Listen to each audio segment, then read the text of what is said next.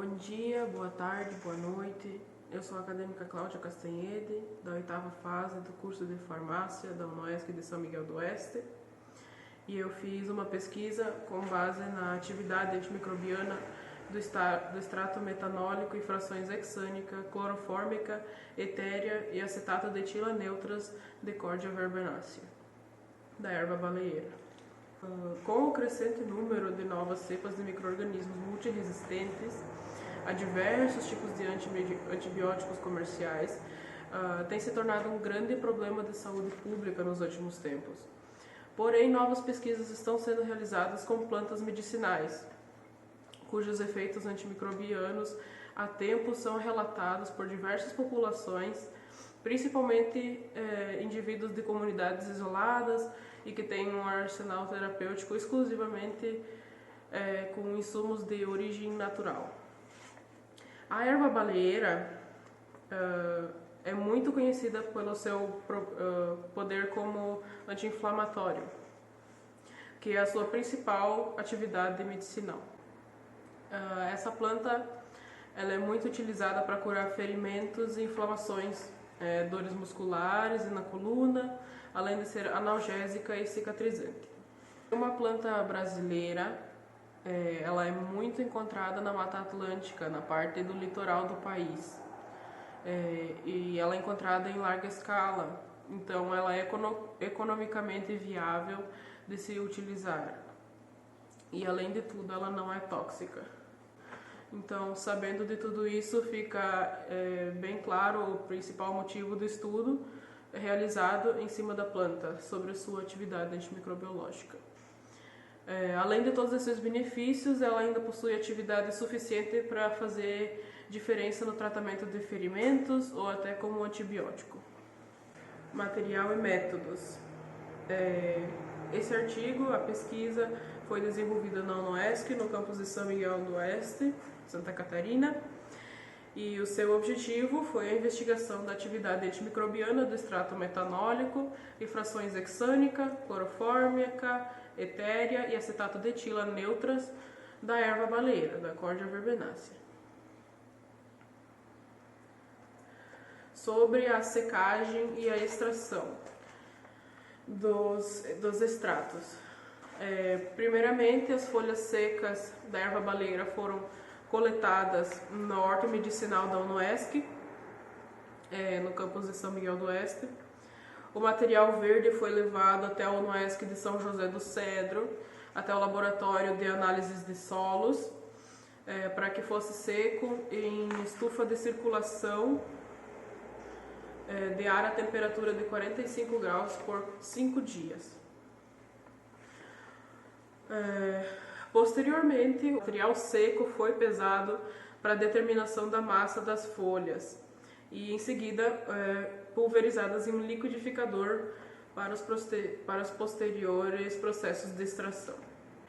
Então, sobre a obtenção do extrato metanólico em frações, o extrato bruto metanólico foi obtido por sucessivas extrações da planta em aparelho Soxhlet, no Laboratório de Farmacobotânica da UNOESC, São Miguel do Oeste.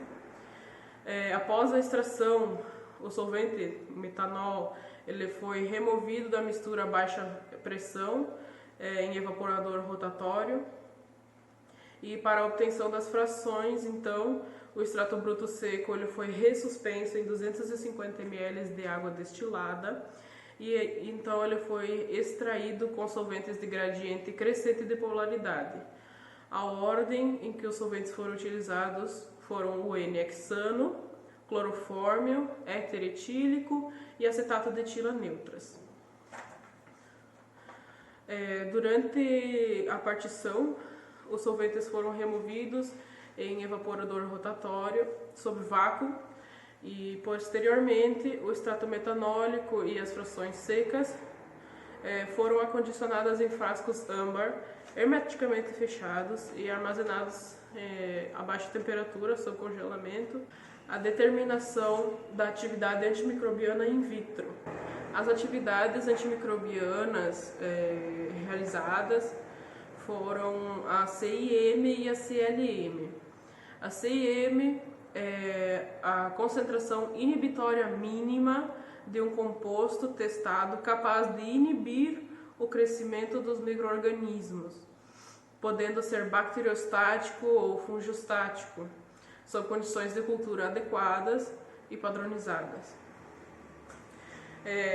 Esse é um ensaio quantitativo aplicado à avaliação do potencial de misturas de substâncias ou substâncias puras. A CLM é a concentração letal mínima, que é a menor concentração da substância capaz de matar um determinado organismo. As cepas padrão ATCC, American Type Culture Collection, e seus pares isolados clínicos utilizados para ensaio serão constituídos por bactérias gram-positivas, como Staphylococcus aureus, DATCC número 25.923, e as bactérias gram-negativas, como a Klebsiella pneumoniae, a DATCC 13.883, a Escherichia coli, DATCC 25.922 e Pseudomonas aeruginosa, DATCC 90.027. A levedura utilizada foi a Candida albicans, DATCC 4.373. E as amostras foram testadas em triplicata para melhor reprodutibilidade dos resultados.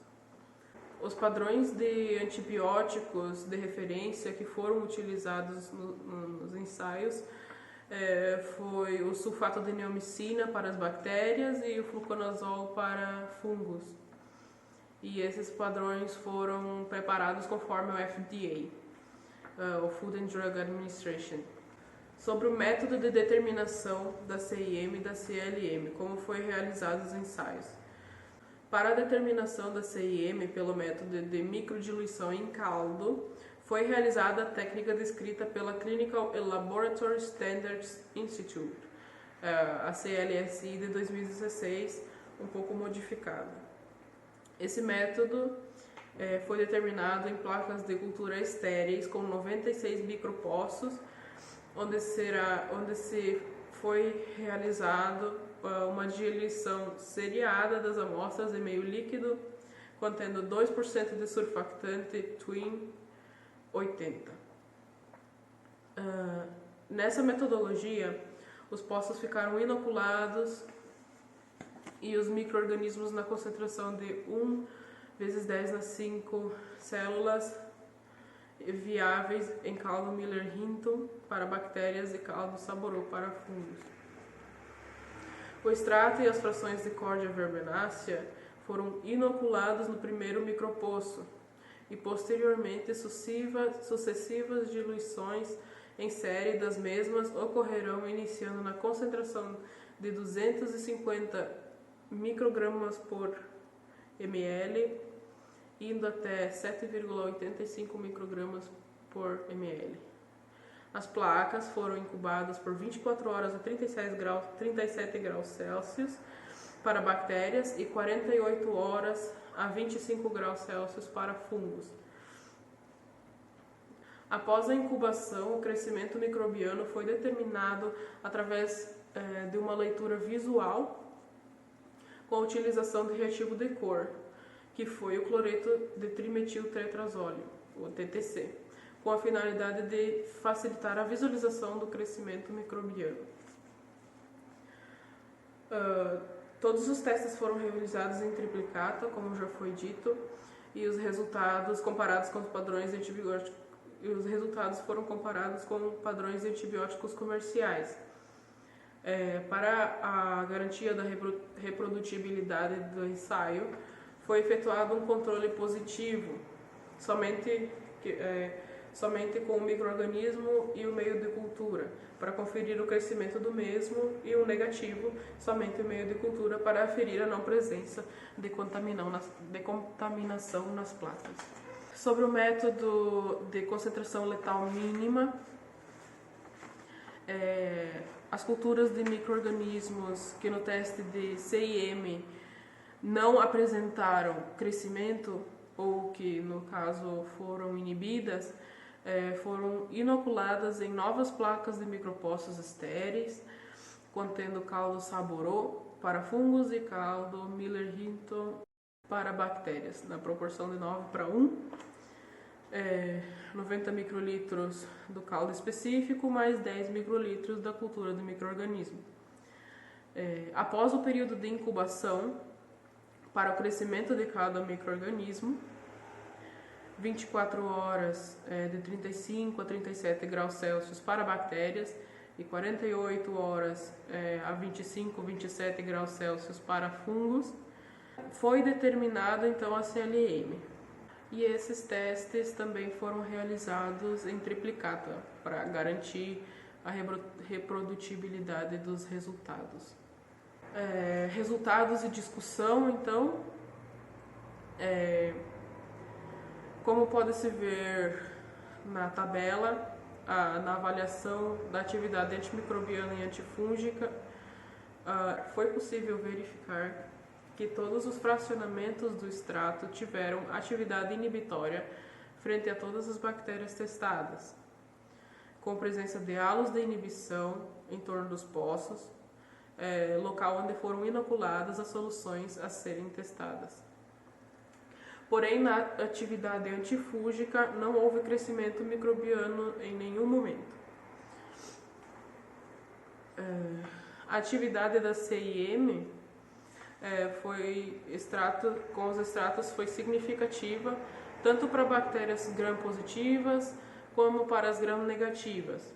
E dessa forma, a menor concentração de 250 foi a mais eficiente para todas. Sendo assim, a erva baleira se mostrou um antisséptico significativo que poderia ser utilizado em formulações farmacêuticas. A CLM não foi eficaz, pois assim como para a levedura de Candida albicans, também não houve crescimento microbiano.